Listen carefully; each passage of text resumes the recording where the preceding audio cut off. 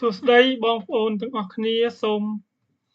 ស្វាគមន៍មកកាន់កម្មវិធីសិក្សាកុំព្យូទ័រតាមអនឡាញជាមួយខ្ញុំបាទលោកគ្រូពិសាល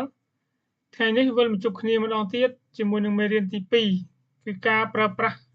clipboard ចឹង clipboard គឺជាកន្លែងដែលយើងរក្សាទុកឯកសារដែលយើងបាន copy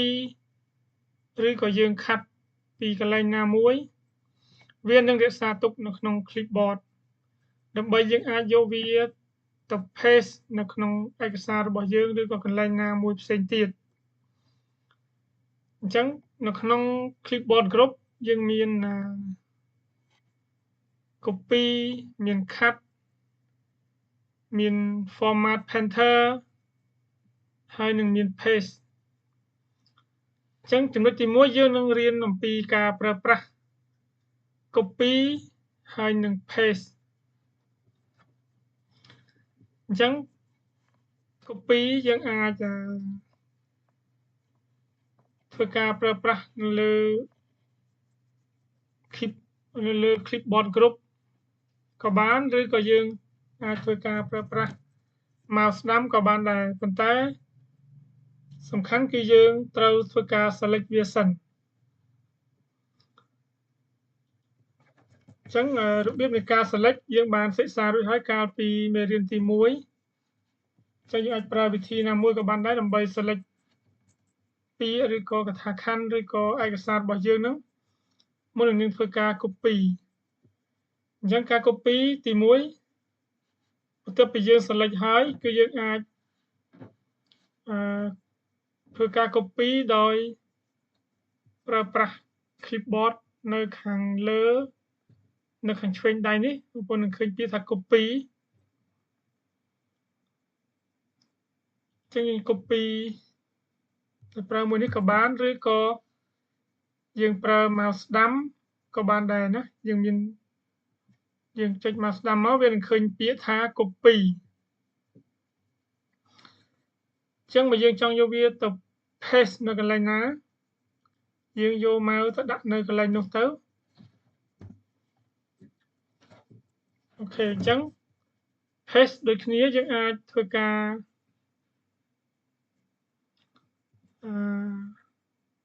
paste នៅលើ clipboard group នេះក៏បានយើងមាន4ជម្រើសអញ្ចឹងជម្រើសទី1គឺ keep soft formatting អញ្ចឹង keep soft formatting នេះគឺយើងនឹង paste វាមកនៅទម្រង់ដើមដែលយើងធ្វើការ format វាពីមុនមិនថាមានអក្សរដិតឬក៏អក្សរធំឬក៏អក្សរ straight អីហ្នឹងយើង paste វាមកគឺវាមកដូចទម្រង់ដើមដែលវាមានអញ្ចឹងចំណុចទី2គឺ merge formatting អញ្ចឹង merge formatting នេះគឺវានឹង paste មកទម្រង់បញ្ចូលគ្នាឬក៏ merge បញ្ចូលគ្នាហ្នឹងគឺទម្រង់របស់ Word បូកជាមួយនឹង format ពីដំបូងរបស់យើងអញ្ចឹងទម្រង់របស់ Word គឺទំហំអក្សរគឺ11នេះយើងមើលទំហំវា11 font size នេះគឺ11ហើយវា merge មកគឺទម្រង់អក្សរដិតមកពីទម្រង់អក្សរដិតអញ្ចឹងវា merge បញ្ចូលគ្នាអញ្ចឹង page ទី3គឺវាមកជាទម្រង់រូបភាពអញ្ចឹងនេះគឺជាទម្រង់រូបភាពគណៈទម្រង់រូបភាពវាមានដូច column ដាក់រូបភាពអញ្ចឹងហើយវាមាន wrap text សម្រាប់យើងកែរូបភាពអីផ្សេងបានណាបាទអញ្ចឹងpage ចំណុចទី4គឺ keep text only នេះគឺយើង paste មកទម្រង់ Word សុទ្ធសាធខ្ញុំមកថាអក្សរសុទ្ធសាធ keep text only ហ្នឹងគឺទម្រង់របស់ Word ទម្រង់របស់ Word គឺអក្សរធម្មតានេះដូចជាអក្សរផ្សេងៗដែលយើងមើលនៅក្នុងអេក្រង់នេះហើយនឹងទំហំ font វាគឺ11អូខេអញ្ចឹងចំណុចទី1នេះគឺការប្រើប្រាស់ copy and paste ដោយប្រើ keyboard shortcut ហើយនឹងប្រើ mouse ខាងស្ដាំអូខេចំណុចទី2 របៀបនៃការប្រើប្រាស់ cut and paste អញ្ចឹងការប្រើប្រាស់ cut and paste គឺមានទម្រង់ស្តៀងគ្នាជាមួយនឹង copy and paste ដែរប៉ុន្តែ cut គឺយើងនៅពេលយើងប្រើ cut គឺវានឹងលុបបាត់ពីកន្លែងដើមការ copy គឺយើង copy មកវានៅកន្លែងដើមហើយយើងអាចយកវាទៅ paste នៅកន្លែងថ្មីបានប៉ុន្តែ cut គឺយើងលុបបាត់ពីកន្លែងដើមណាអញ្ចឹងឧទាហរណ៍ថាយើង select វាមកអញ្ចឹងបើយើងនៅពេលយើង select ភ្លាមនៅលើ clipboard គ្រប់វានឹង load ឲ្យឃើញ cut ឬក៏ copy នេះតែបើយើងបាន select ទេកន្លែង cut ឬ copy នេះវាអត់ចេញឲ្យយើងទេវានៅជាស្ទង់នេះយើងមើលអត់ច្បាស់ប៉ុន្តែកាលណាដែលយើង select ភ្លាមវានឹង load pop up ពាក្យ cut ហើយនឹង copy នេះមកលើដើម្បីយើងអាចប្រើប្រាស់វាបានអញ្ចឹងយើងអាចប្រើ cut នេះក៏បានអញ្ចឹងឃើញវាលុបបាត់ណាវាលុបបាត់តែវាមិនមានទៅណាទេគឺវាមករក្សាទុកនៅក្នុង clipboard គ្រប់នៅខាងឆ្វេងដៃនេះបងប្អូនអាចមើលវាបាននេះអក្សរដែលយើង cut មិញគឺនៅក្នុងនេះអញ្ចឹងហើយបានយើងអាចយកវាទៅ paste នៅកន្លែងណាមួយបានបើមិនអញ្ចឹងទេវាអត់មានអីដើម្បីយើងអាចយកទៅ paste បានទេហើយដូចគ្នាណាcut ក៏យើងអាចប្រើប្រាស់ mouse ស្ដាំដើម្បីធ្វើការ cut បានដែរណាអញ្ចឹងឧទាហរណ៍យើងចង់យកវាមក paste នៅកន្លែងណាមួយឧទាហរណ៍ថាខាងក្រោមនេះចុះ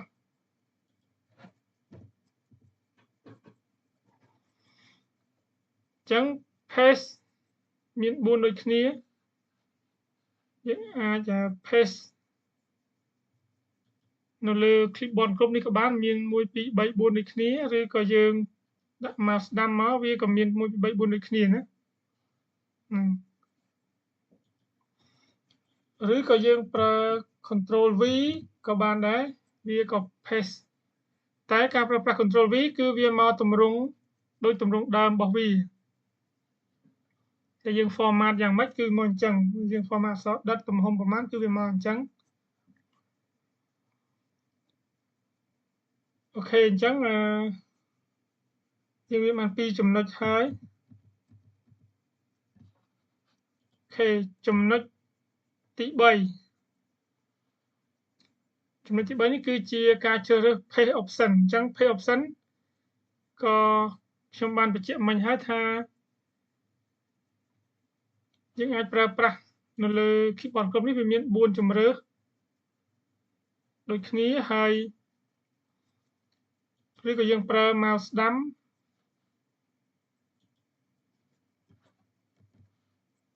យើងប្រើ mouse ស្ដាំក៏បានដែរដើម្បី paste វានេះអញ្ចឹងមាន4ដូចគ្នាណាចង់យកទម្រង់មួយណាក៏បានយើងចង់យក keep text only គឺវានឹងpaste មកដូចគ្នាណា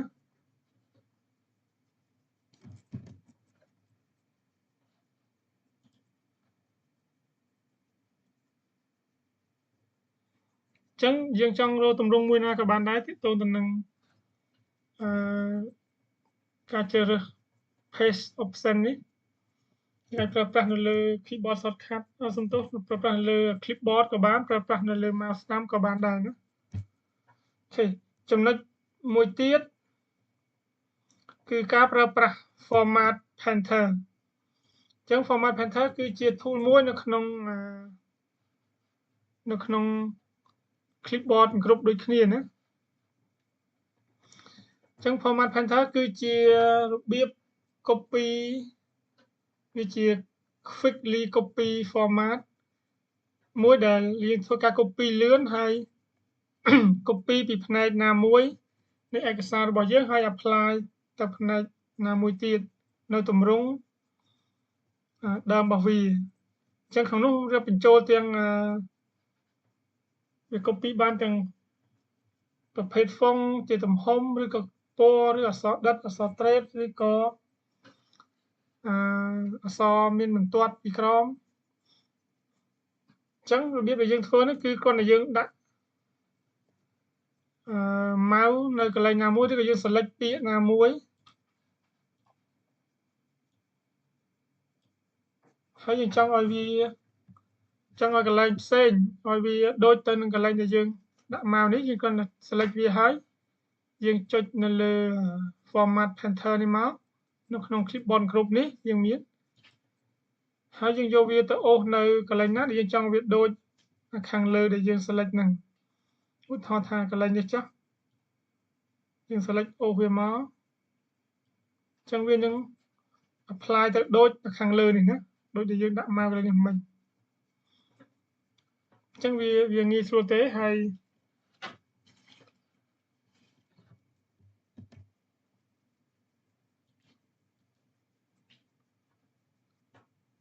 អញ្ចឹងយើងប្រើ mouse ស្ដាំក៏បានដែរចុច mouse ស្ដាំមកវាក៏ចេញនេះសញ្ញារូបអំបោះនេះគឺ format painter ហ្នឹងឯងណាអញ្ចឹងយើងក៏ចុចលើវាមកហើយយកវាមកអូសនៅកន្លែងណាមួយទៅវានឹងតម្រង់ដូចខាងលើដែលយើងដាក់ mouse ពីដំបូងហើយបើសិនជាយើងចង់បានមិញយើងចុចទៅវា format តែមួយកន្លែងវានឹងបាត់ទៅវិញអញ្ចឹងយើងទៅចុចទៅលើ format ម្ដងទៀតប៉ុន្តែបើយើងចង់ format វាបានច្រើនកន្លែងអញ្ចឹងយើងចុច double click នៅលើកន្លែងសញ្ញាអំបោះនេះមកអញ្ចឹងយើង format មួយកន្លែងហើយយើងអាច format មួយកន្លែងទៀតបានប្រហែលកន្លែងក៏បានដែរលុះត្រាតែយើងបិទវាទៅវិញគឺយើងចុចលើវាទៅវិញទៅវាលេងឲ្យយើងចេញសញ្ញារូបអំបោះដើម្បី format កន្លែងផ្សេងទៀតបានហើយអូខេអញ្ចឹងនៅក្នុង clipboard នេះយើងមាន4ដែលយើងត្រូវរៀនណាទី1គឺយើងសង្ខេបទៅទី1គឺយើងរបៀបនៃការប្រើប្រាស់ copy ទី2 cut ទី3 paste ទី4គឺការប្រើប្រាស់ format painter ណាបាទនឹងអញ្ចឹងសង្ខេបមកគឺមានតែប៉ុណ្្នឹងហើយមេរៀននេះអញ្ចឹងសូមអរគុណច្រើនសម្រាប់ការតាមដានទស្សនាក៏ដូចជាការរៀនទាំងអស់គ្នាហើយសូមចែករំលែកវីដេអូនេះទៅកាន់អ្នកដែលចង់រៀនកុំព្យូទ័រតាមអនឡាញផងហើយសូមអរគុណសូមជម្រាបលាជួបគ្នាមេរៀនក្រោយមេរៀនទី3បាទសូមអរគុណ